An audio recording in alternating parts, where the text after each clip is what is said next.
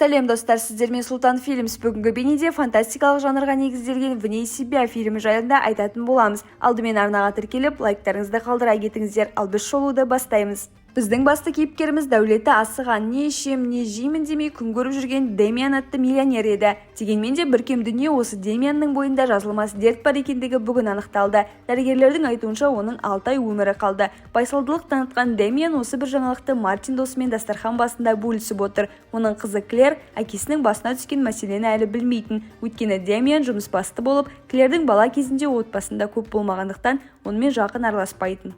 Мартин досына қайта өміріңнің соңғы сәттерінде қызыңмен татулас, сонда жақсы болады дейді. Лимузинінде кетіп бара жатып Демиан Клэрге хабарласқысы келіп еді. Өкінішке орай қызы тұтқаны көтермеді. Сол сәтте кейіпкеріміз Амияннан Феникс Билген атты компанияның визиткасын тапты. Айта кетсек, Феникс компаниясының басшысы Брейд пен Демиан жолыққан болатын. Брейд доктор бір адамның санасын, яғни миындағы ақпараттарын өзге адамға көшіріп, оған жаңа дене сыйлауды ойлап тапқан. Бұл арқылы адамдар мәңгілік өмір сүре алады. Дәл қазір ауруға шалдығып, 6 айдан соң қаза болатыны белгілі болған Демиан үшін мұндай мүмкіндік күнде туа бермейтін. Жаңа денеге ауысса, жаңа өмірге қадам басқан есеп болатын. Демиан Брейдтен бұл іс заңды ма деп сұрағанда, Брейдтің өзі сенің сұрағың орынсыз. Сен өзі мәңгілік өмір сүргің келе ме, жоқ па деп сұрады. Ауыстыру деп аталатын бұл операция өте қомақты қаражатты талап етеді. Дегенмен де бұл тұрғыда Демианда проблема жоқ. Кейін Клэрдің жұмыс орнына келген әкесі оған өзінің басына туған жаман хабарды айтпады. Жай ғана халін сұрап қолына ақша ұсынды. Алайда Клэр оның бұл ісіне ашуланды. Қызымен ара қатынасы жақсаратын түрі жоқ. Мұны уайымдаған Демиан үйіне келген соң ноутбугын қосып жіберіп, дене алмастыру операциялары жайлы іздене бастады. Солай ол осындай істермен айналысқан докторды тапты. Оның интернеттегі видеоларын көргенде, доктор онда дене алмастыру бұл адамдарға бостандық сыйлайды. Қанша жерде біз өзіміздің еркін қоғамымызда жүрсек те, бір күні денеміздің істен шығатыны ойлап алаңдаймыз. Сондықтан дене алмастыру адамдарға пайдалы дейді. Видео көру кезінде Демианның ауруы өршіп, сол тұрған бетте қан құсып талып қалады. Көзін ашса ауруханада жатыр екен. Әртүрлі аппараттарға танылған ол аяққа тұрған соң телефонын алып Брейдке хабарласты. Оған операцияға келісім бергенін мәлімдейді. Сонда Брейд операция заңсыз болғандықтан сен өзіңнің өліміңді өтірік ұйымдастырасың. Кейін бәрі сені өлді деп ойлағанда сен жаңа денеге ие боласың. Бірақ жаңа денеге келген Демиан ескі таныстармен мүлде араласпауы керек. Осыдан соң біздің кейіпкер Орлеанға ұшып жетті. Мартин досымен дастархан басына жайғасып, жерге өтірік жүрегі ұстаған адамдай құлайды. Жедел жәрдем шақыртылып, Демиан көлікке салынған соң, оны дереу ауруханаға емес, Брейдтің лабораториясына алып келеді. Мұнда 2 капсула орналасқан. Біріне Демиан кірсе, екіншісінде Демианның отадан соң ие болатын денесі қойылған. Ота басталғанда біздің кейіпкеріміз капсула ішіне кіруден жүрексінді. Өйткені оның ішінен шыққан дауыс құлақты жарып, адам бойына үрей ұялатуда. Ота басталып, бірер сәттің ішінде-ақ дене алмастырылды. Жас жігіттің денесінде оянған Демиан өзінің жансыз қалған ескі денесін көріп, қатты таңғалды. Сол сәтте Демианның асқазаны біртүрлі болып, ауыртпалық сезіне бастайды. Мұнда келген Брейд дәрігер жаңа денеге ие болған соң, аздаған уақыт ағзаға үйренісу керек. Сондықтан мұндай ауырсынулар мен галлюцинация қалыпты жағдай дейді. Дәрігер айтып болмай жатып, Демианда галлюцинация басталды. Алдында тұрған доктор ирелең бет-әлпетке енсе, кейін көз алдына жайлаудағы малдар келді. Дәрігер Демиан лабораторияда жаңа денесін үйренгенше жүретін болады деп хабарлады. Сол уақыт ішінде ол әртүрлі жаттығулар жасап, жүгіріп, қимылдарды үйреніп, тіпті жүзіп көретін болады. Қанша дегенмен де бір сәттің ішінде басқа адам болып ояну оңай емес. Айтпақшы, Демианның ендігі жаңа есімі Эдвард Киднер болады. Мұнда жүріп, біраз жаттығу жасап, денеге үйренісе бастаған соң, Брейд дәрігер өзі келіп, оған дәрілер берді. Мұның әсерімен ағзаның денеге үйренісуі жылдамдайды. 2 дана дәріні алған соң, Демиан өзіне арналған жаңа үйіне келді. Жаңа үйге де біздің жігіт бауыр басып, кейін жергілікті аумақпен танысу үшін сыртқа шықты. Аулада қызыл допты жерге соғып баскетбол ойнап жүрген жігіттерді көріп, біздің кейіпкеріміз де ойынға қосылды. Қаладағы бірінші күнінде-ақ ол өзіне солай дос тапты. Энтон атты бұл жігіт Демианға бір жерге барып таныстықты атап өтейік деп ұсыныс тастайды. Солай онымен бірге қаланың мен деген ең мықты сауық кешіне келді. Жаңа денедегі жас жігіт Демианды мұндағы жастар өздеріне жақын тартты. Оның красавчик түрі де басқаларына қарағанда келісті еді. Кей уақыттарда жаңа таныстармен сөйлескенде Демиан өзінің жасын айту кезінде біраз сасқалақтап қалып жатты. Не де болса, бұл шақтарда Демианның өмірі бал болды. Бұрынғыдай жұмыс істеп шапқыламай, тек жастық өмірдің рахатына қанығып, күнде көзі жіп болғанша көңіл көтеретін. Бұл бақытты сәттер біршама күндерден соң Демиан үшін жалықтырарлық заттарға айналды. Ендігі ол үшін қыздар да, көңіл көтеру де қызық болмай қалды. Жігіт өзінің бұрынғы өміріндегі қызы Клэр мен достарын сағынады. Негізі Дэмиан Брейдтің берген дәрілерін ішіп жүруі тиіс еді, сонда галлюцинация болмайды. Бірақ жігіт күйзеліске түсіп кеткен соң дәріні ішуді де қойды. Мұның әсері бірер күннен соң шығып, галлюцинация орын ала бастады. Дэмианның көз алдына қайта-қайта өзіне таныс емес әскердегі оқиғалар, балалы әйел деген секілді сәттер келе береді. Галлюцинация құрсауында жүріп, Дэмиан ақты қара дүлге айналды. Әбден есінен ауысып, әйтеуір дегенде Брейдпен жолықты. Дәрігер мырза көзіне елестеп жатқандардың барлығы оның бұрынғы өмірінен қалып кеткен оқиғалар екендігін айтты. Кейін оған демалыс орнына билет берді. Сонда барып Дэмиан демалып саяхаттап қайтса, миы тынығып көзіне елестеп жүрген әскер де баласы бар латын америкалық қызда жоғалатындығын айтты. Брейдтің ақыл кеңесін тыңдап болған соң Дэмиан Брейдке мен әйелдің отанын айтпаған едім ғой. Онда ол әйелдің латын америкалық екендігін қайдан біліп қойды деп ойлайды. Үйге келген Дэмиан Брейдке күдіктенді де өзінің көз алдына түсіп жүрген асқабақтар жайлы Гуглдан іздей бастады. Белгілі болғандай, асқабақтарға қатысы бар орын ретінде Сент-Люс қаласы табылды. Дэмиан Брейдке Гавайи еліне демалысқа кетемін деп өтірік айтып, шынымен де осы Сент-Люс қаласына аттанды. Кетерінен бұрын Дэмиан өткен жолы жаңа денеге алмаспас бұрын қабірге келіп тығып кеткен ақшасын, жеке құжаттарын, банк картасын алды. Брейд те ақымақ емес, жігіттің артынан өз адамын салды. Мұны байқаған Дэмиан жолай оны адастырып, ізіне түскен тыңшыдан құтылды. Белгіленген мекен жайға келгенде Дэмианның алдынан шыққан электр мұнарасы оған таныс болып көрінді. Мұның артындағы жотадан әрі болды, үйге жолығасың. Дэмиан назар салып қарап еді, айналасынан тірі жанды байқамай үй есігіне табан тіреді. Жұдырық дейіп есікті ұрып үй иелерін шақырғанымен ешкім ашпады. Ақыры келген соң шешінген судан тайынбас деп үйге кірген Дэмиан жан-жағына қарайлай бастады. Үйдегі суреттердің бірінде көз алдына елестеп қоймай жүрген әйел мен қыз бейнеленген, ал басқа суреттерде өзінің денесіндегі адамның да фотолары бар. Демек Брейдтің оған бұл генетикалық жолмен қолмен жасалды дегені өтірік болып шықты.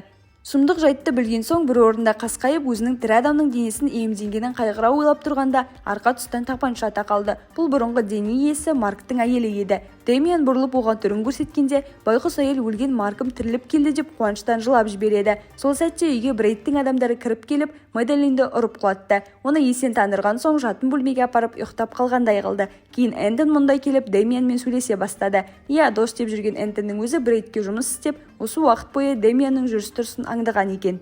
Энтонның айтуынша дене иесі Марк қызы Аннаның еміне ақша табу үшін өз денесін ерікті түрде Брейдке сатқан екен. Сондықтан қайғыратын ештеңе жоқ. Ал егер Дэмиан бұл әрекетін доғармайтын болса, оның өзі де Мэдалинде өмірімен қош айтысатын болады. Сонда Дэмиан Энтоннан әлі де үміт күткендей, сен жақсы адамсың ғой, неге Брейд секілді оңбағанға қызмет етіп жатсың дейді. Кейін ол келіскен түр жасап, ас бөлмесіне барып дәрімді ішіп келейін дейді. Сонда Дэмиан қарулы Брейдтің адамдарына шабуыл жасап бастады. Айта кетсек, Марк атты бұрынғы дене иесі әскери адам болғандықтан, оның білген төбелес шеберлігін Дэмиан да басқара алатын. Солай бірнеше күзетшіні ұрып құлатқан соң ес-түссіз жатқан Мэдалинді оятып алды. Энтон болса Дэмианның бұл әрекетін келіспеу деп қабылдап, өз адамдарына үйді өртеуді бұйырды. Мэдалинді жанына алған біздің кейіпкер үйдің жертөлесі арқылы сыртқа шығып, өзіне шабуыл жасаған жау адамдарын жойды. Кейін жотадан асқан соң Дэмиан толық Мэдалиннің күйеуі Марктың кейпіне енді. Ол әйеліне Анна қызымыздың еміне ақша табу үшін ластерліктерге бардым. Сондықтан мына бандиттер бізге шабуылдауда дейді. Жұптар көлікке мініп Аннаға жетті. Қыз әкесін көргенде бірден құшақтап оның тірі екендігіне қуанды. Үйден айырылғандықтан Дэмиан жаңа отбасын қонақ үйге келді. Түнгі уақытта Дэмиан ноутбук алдына қайта отырып, өткен жолы дене ауыстыру жайлы көрген видеосындағы Дженсен атты дәрігерді қайта қарайды. Оны әрі қарай зерттеп, ақыр аяғында белгілі болғандай, доктор Брейд Дженсеннің шәкірті екен. Қазір Дженсен өмірден өткен. Дегенмен де ол жайлы тың мәліметтерді білетін әйелі бар. Дэмиан ертесі күні осы кісімен жолығуды жоспарлады. Брейдтен алған дәрілердің саны біткендіктен Дэмианның галлюцинациясы қайта басталды. Мұны көріп Мэдалин қорқып кетті. Сонда біздің кейіпкер оларды сабырға шақырып, бәрінің жақсы екендігін айтты. Ертесі күні қарттар үйіндегі Дженсеннің әйеліне келген Дэмиан оның сеніміне кіре бастады. Әрине қартайған әрі сәл-пәл ауыра бастаған оның қарт әйелі Дэмианның жылы сөздеріне алданып сенеді. Екеуі ары әңгімеде белгілі болғандай, Брейд әлі күнге шейін қарт әжеймен апта сайын кездесіп тұрады екен. Сонда Дэмиан оған қазір Брейдті осында шақыра аласыз ба деп қолқа салып көрді. Брейд мұнда келгенде Дэмиан оны тұтқынға алып, тапаншасын тақады. Енді Дэмиан дәрігерден өзіндегі сұрақтардың жауабын білуге тырысуда. Брейдтің жауабы бойынша Дэмиан ол беріп жүрген дәріні ішкен сайын бұрынғы Марктан құтылады. Яғни онымен қоса Марктың естеліктері, оның әскери шеберлігі. Ал егер дәрі ішуді доғарса, Марк толықтай Дэмианның денесін жаулап алып, галлюцинация оған тыным бермейтін болады. Дэмиан Брейдті бопсалап, онымен бірге лабораторияға барамын деп шешеді. Дегенмен де мұны сыртқа шыққанда Брейдтің күзетшілері күтіп алып, бірден тұтқынға алды. Қолға түскен Дэмианның назарына әйелі Мэдалин түсті. Ол еркекке тән төбелеспен бірден күзетшілермен айқаса кетіп, бірнешеуін ұрған соң күйеуін босатып алуға тырысқан еді. Сол сәтте біздің кадрға жаңа денеге ие болған Энтон келді. Энтон осы уақытқа дейін бірнеше рет дене ауыстырғандықтан, ол жаңа денеге оңай үйренісіп алуға бейімделген еді. Мэдалин қолына қару алу арқылы күйеуін босатып, жұптар бірігіп көлікке мінді. Брейдтің адамдардан қашып келе жатқан жолда Мэдалин айналасында болып жатқан бұл түсініспеушіліктердің жауабын күйеуім деп санайтын Дэмианнан сұрайды. Сонда біздің кейіпкер Мэдалинді сыртқа алып шығып, бар шындықты жайып салды. Марктың дүниеден өтіп, оның денесін өзінің иемденгенін түсіндірді. Бұл хабар Мэдалинге ауыр тиді. Әйел бәрінен бұрын әкесі қалған қызы Анна үшін уайымдайды. Енді оған әкеңнің денесіндегі басқа адам деп қалай айтамын деп уайымдайды.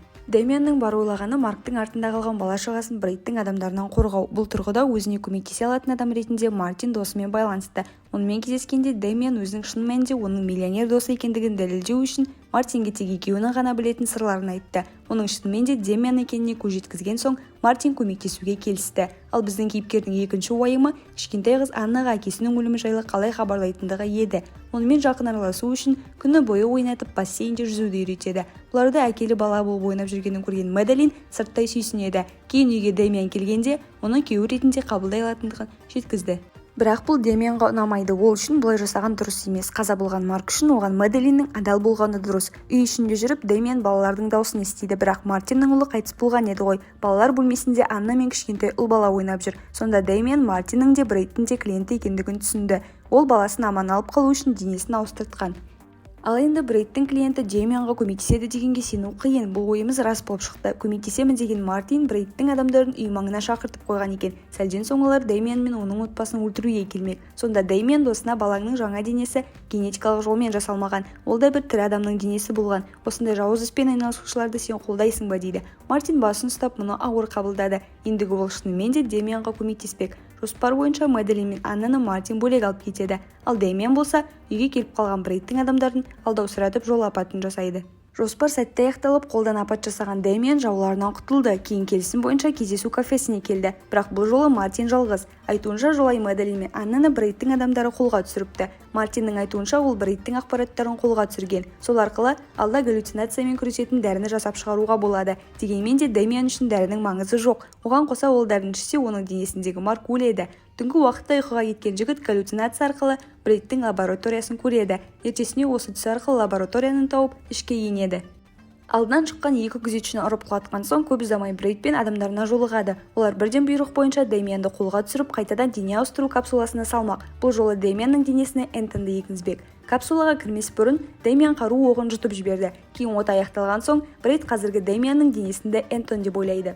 Ол Энтонға Мэдалин мен Аннаны өлтір деп тапсырма береді, бірақ Дэмианның жұтқан оғының әсерінен Энтон денеге кіре алмаған еді. Ал өз кезегінде өтірік Энтонның кейпіне енген Дэмиан Брейдтің адамдарын атып қамаудағы Мэдалин мен Аннаны құтқарып алды. Осыдан соң Брейдтің өзі қолға түсті. Дәрігер тек өзі ғана дәріні жасай алатын болғандықтан Дэмиан мені атпайды деп сенді. Бірақ ақпараттар Матриннің қолына тигендіктен ендігі Брейдтің керегі жоқ. Дэмиан оны өртеп күйдіріп өлтірді.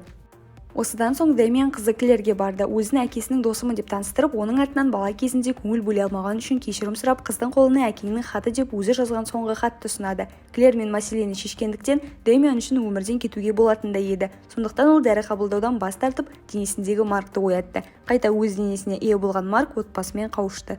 Осылайша фильм аяқталды. Достар, сіздерге видео ұнаса арнаға тіркеліп лайк қалдырып кетейік. Келесі кездескенше.